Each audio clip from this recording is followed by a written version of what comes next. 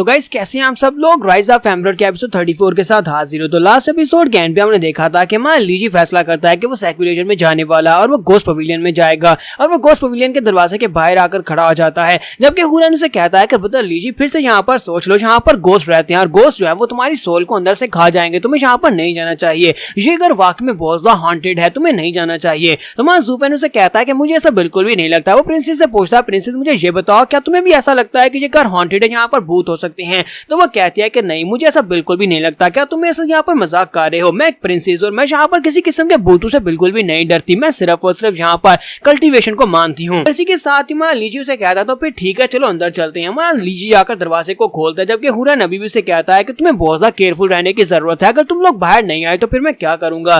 तो हमारी प्रिंसेस उसे कहती है कि चाहे गोस्ट हो या फिर जो भी हूँ, अगर मेरे सामने कोई भी आ गया तो मैं उसे मार डालूंगी, मैं भूतों को भी मार डालूंगी। जबकि हमारा ज़ूफेन कहता है हाँ ये बहुत ही अच्छी बात है, तुम्हारे अंदर तो नया जज्बा आ गया, चलो फिर चलते हैं, चल के गोस्ट से मिलते हैं, देखते हैं अंदर कौन से भूत रहते हैं। इसी के साथ ही वो दोनों दरवाजा बंद करके गोस्ट पवेलियन के अंदर चले जाते हैं। गोस्ट पवेलियन के अंदर जाने के बाद हमारा लीजी जो होता है वो अपने पास से अपने बॉक्स को ओपन करता है और उसके अंदर से एक जीथर को निकाल लेता है। तो वो उसे कहती है कि तुम यहाँ पर इस जगह के ऊपर एक बड़ा सा जीथर क्यों लेकर आए हो? ये जगह तो अंदर से काफी ज्यादा खाली है और ऊपर से ये बहुत ज्यादा अजीब सी एनर्जी दे रही है, बहुत ही अजीब सी वाइब आ रही है, जैसे कि वाकई में यहाँ पर कोई खतरनाक भूत रहता हो। इसी वजह से लोग यहाँ पर आने से भी डरते हैं, क्योंकि उन्हें लगता है कि ये घर हॉन्टेड है, लेकिन असल में ये हॉन्टेड नहीं है। दीवार के ऊपर यहाँ पर कुछ निशान पड़े हुए हैं और मुझे लगता है कि इनके अंदर से अभी भी कुछ एनर्जी निकल रही है। ये एनर्जी किस किस्म की है मुझे यहाँ पर देखना पड़ेगा। तो हमारा लीजी उसे कहता है कि ये एनर्जी जीथर की है, किसी ने यहाँ पर जीथर बजाया था जिसकी वजह से दीवारों के ऊपर मार्क पड़े हुए हैं। कहती है कि इसी वजह से तुम यहाँ पर इस बड़े से जीथर को भी लेकर आए हो, क्योंकि यहाँ पर पहले से किसी ने जीथर को बजाकर मार्क छोड़े हैं, तो तुम अपने साथ जीथर लेकर आए हो। लीजी से कहता है कि हाँ क्योंकि यहाँ पर ये काम आने वाला है, इसी वजह से मैं जीथर लेकर आया हूँ। फिर साथ ही वो कहता है कि अब मैं यहाँ पर जीथर पार्ट में एंटर होने वाला हूँ। डाउ कल्टीवेशन तो मेरे पास पहले से ही है, लेकिन अब मुझे यहाँ पर जीथर कल्टीवेट भी करना है। तो इसी के साथ ही वो वहाँ पर अपने जीथर को बजाना स्टार्ट करने वाला है,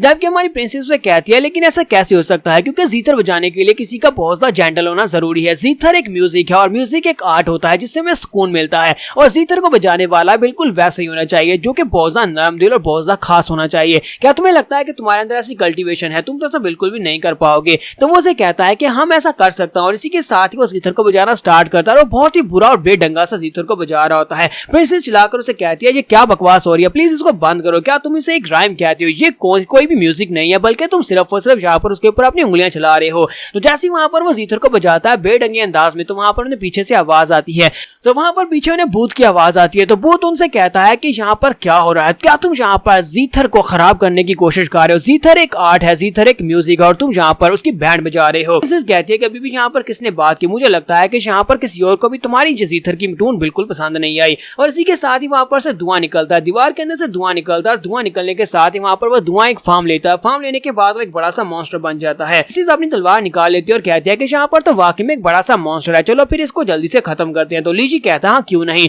चलो मैं भी यहाँ पर तुम्हारी मदद करता हूँ। तो हमारा लीजी वहां पर जीथर बजाना स्टार्ट करता है, जबकि प्रिंसेस बड़ी तेजी के साथ जंप करते हुए मॉन्स्टर के इर्द गिर्द अपनी तलवार को घुमाते हुए उसके ऊपर अटैक करती है। दोनों मिलकर वहां पर उस मॉन्स्टर के ऊपर अटैक करते हैं, लेकिन वहां पर अटैक करने के बाद उन्हें पता चलता है कि वो तो धुएं से बना हुआ एक मॉन्स्टर है और उसके ऊपर अटैक करके उसको कुछ भी नुकसान नहीं पहुंचाया जा सकता। प्रिंसेस कहती है कि ऐसा लगता है कि मेरी तलवार के किसी चीज को टच ही नहीं किया। तो वो मॉन्स्टर भी उनकी तरफ देखकर वहां पर हंसना शुरू कर देता है। तो मान लीजिए कहता है कि ये तुम्हारी ट्रू फॉर्म नहीं है, अब मुझे ये बताओ कि अब तुम्हारी ट्रू फॉर्म है क्या, क्या तुम यहाँ पर मुझे अपनी ट्रू फॉर्म नहीं दिखाओगे? फिर साथ ही वो अपने जीथर को वहां पर रख देता और कहता है ये प्लेस मेरे दोस्त के लिए बहुत ज्यादा इंपॉर्टेंट है, मैं यहाँ पर अपने दोस्त के लिए आया हूँ, तुम यहाँ पर ओबीडियंटली सरेंडर नहीं करते, अपनी ट्रू फॉर्म को मुझे नहीं दिखाते, तो फिर तुम्हारे साथ जो कुछ भी होगा उसका मेरे पर ब्लेम मत डालना, क्योंकि मैं तुम्हारे पर बिल्कुल भी तरस नहीं खाने वाला। तो वो गोस्ट जब उसकी ये वाली बातें सुनता है तो वो कहता है कि तुमने यहाँ पर मिंगरैन को अपना दोस्त कहा, तुमने मिंगरैन को दोस्त कहा, तो इसका मतलब यह है कि तुम वो हो। और इसी के साथ ही वो गोस्ट जो होता है वहां पर चेंज होना शुरू होता है, जबकि प्रिंसेस अपनी तलवार उठाती है और कहती है कमीने कहीं कि मैं यहाँ पर तुम्हें नहीं छोड़ूंगी, मैं तुम्हें इस बार जरूर मार डालूंगी।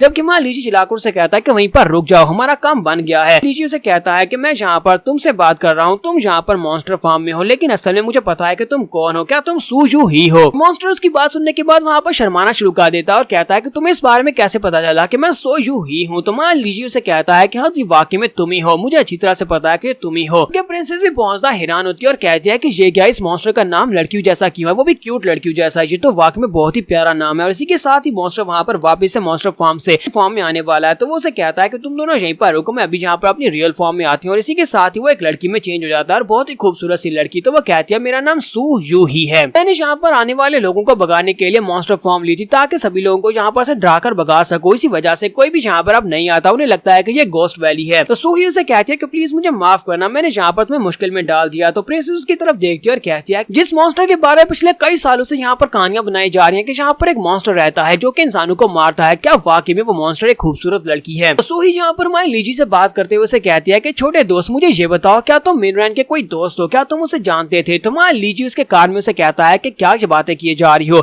मैं ही वो बंदा हूँ जिसने मिनरैन से तुम्हें मिलाया था, क्या तुम इस बारे में भूल चुकी हो? लगता है कि तुम मुझे भूल गई हो। और इसी के साथ ही सूही उसकी तरफ देखती है और कहती है ऐसा नहीं हो सकता, ऐसा बिल्कुल भी नहीं हो सकता, योर एक्सीलेंस डिवाइन ग्रो, तुम नहीं हो सकते। इसको यहाँ पर सारी की सारी बातें ऊपर से गुजर रही होती है, वो कहती है योर एक्सीलेंसी डिवाइन ग्रो, ये यहाँ पर क्या बातें हो रही है? तो मान लीजिए उसे कहता है कि तुम्हें यहाँ पर कुछ भी पूछने की जरूरत नहीं है, ना ही मैं यहाँ पर तुम्हें कुछ बताने वाला हूँ। तो श्वांगर प्रिंसेस उसे कहती है कि वैसे भी मैं यहाँ पर तुमसे कुछ भी नहीं पूछने वाली थी। फिर साथ ही वो कहते हैं मुझे ये बताओ कि ये लड़की कौन है? तो मान लीजिए उसे कहता है तो चलो यहाँ पर मैं तुम्हें इसके बारे में बताता हूँ कि ये लड़की कौन है। इस लड़की सूही के बारे में अगर तुम्हें कहानी सुननी है तो ये सारी की सारी शुरुआत से सुनानी पड़ेगी। हमारी इमॉर्टल एम्परर्स मिनरैन के बारे में सभी लोग अच्छी तरह से जानते थे कि वो एक बहुत ही पावरफुल मार्शल एम्परर था। मार्शल एम्परर होने के नाते उसे सिर्फ और सिर्फ कल्टीवेशन से ही प्यार था, इसी वजह से उसने कभी शादी नहीं की और तुम सभी लोग यही कहानी सुनते हो। लेकिन ऐसा नहीं था, ऐसा बिल्कुल भी नहीं था। मार्शल एम्परर जो था यानी कि हमारा इमॉर्टल एम्परर मिनरैन, वो भी प्यार में पड़ गया था, वो इस लड़की सूही के प्यार में पड़ गया था। जब वो इसके प्यार में पड़ गया तो उसे दुनिया की किसी भी दूसरी औरत से कोई लगाव नहीं रहा, वो सिर्फ और सिर्फ इसी से प्यार करता था। ये काफी अरसा पहले की बात है, काफी अरसा पहले की बात है। दफा एक लड़की जिसका नाम सूही था वो बाहर खेतों में से अपने लिए जड़ी बूटियां लाने गई ताकि वो कुछ मेडिसिन बना सके। उसी वक्त लॉर्ड क्रो वहां पर आता है। लॉर्ड क्रो ने अपने कंधे के ऊपर मिनरैन को उठा रखा होता है। वो मिनरैन को नीचे लेकर आता है उस लड़की के पास और उसे कहता है क्या तुम इसका ख्याल रखोगी? ये बहुत ही बुरी हालत में, इसे ट्रीट करना होगा। तो वो लड़की सूही जो थी वो उस मिनरैन को अपने साथ लेती है, उसे लेकर अपने घर में चली जाती है। वो दोनों दिन रात एक दूसरे के साथ गुजारती हैं। लड़की सूही जो है वो उसका बहुत ज्यादा ख्याल रखती है, उसे मेडिसिन देती है, जिसकी वजह से उन दोनों के दरमियान में प्यार बढ़ता है, दोनों को एक दूसरे से प्यार हो जाता है। वो लड़का मिनरैन था, वो उस वक्त स्ट्रॉन्ग नहीं था, वो उस वक्त काफी ज्यादा कमजोर था, सिर्फ और सिर्फ एक कल्टीवेटर के नाम पर जाना जाता था। उन दोनों को एक दूसरे से प्यार हो गया, वो दिन रात एक दूसरे के साथ गुजारने लगे। तो प्रिंसेस से कहती है कि अच्छा ठीक है मुझे समझ आ गया, बाकी की आगे स्टोरीज कंटिन्यू करो, तुम यहाँ पर इस तरह के सीन इसमें मत डालो। कहता है मुझे बीच में टोको मत, तुम्हें बताता हूँ आगे क्या हुआ। तो हमारा लीची उसे कहता है कि वो लड़का मिनरैन जो था वो एक कल्टीवेटर था, जबकि वो लड़की चाहकर भी वहाँ पर कल्टीवेट नहीं कर पाती थी। वो चाहता था कि वो भी एक कल्टीवेटर बने। तो जब उस लड़के मिनरैन को पता चला कि ये लड़की कल्टीवेट नहीं कर सकती तो उसे इस बात से फर्क नहीं पड़ा, क्योंकि वो उससे सच्चा प्यार करता था। इसी वजह से उसने अपनी कल्टीवेशन को त्यागने का फैसला किया कि वो उसके लिए एक कल्टीवेटर नहीं बल्कि एक आम इंसान बनकर दोनों एक दूसरे के साथ रहेंगे। लेकिन वो लड़की सूही ऐसा बिल्कुल भी नहीं चाहती थी। वो चाहती थी कि उसका जो दोस्त है यानी उसका जो आशिक है वो आगे बढ़े, वो कल्टीवेट करे और कल्टीवेशन के आखिरी लेवल तक पहुंचे। इसी वजह से उस लड़की सूही ने हार नहीं मानी। उसने अपनी मेडिसिन टेक्निक को यूज किया और बहुत सारी जड़ी बूटियों को मिक्स करने के बाद एक रिस्क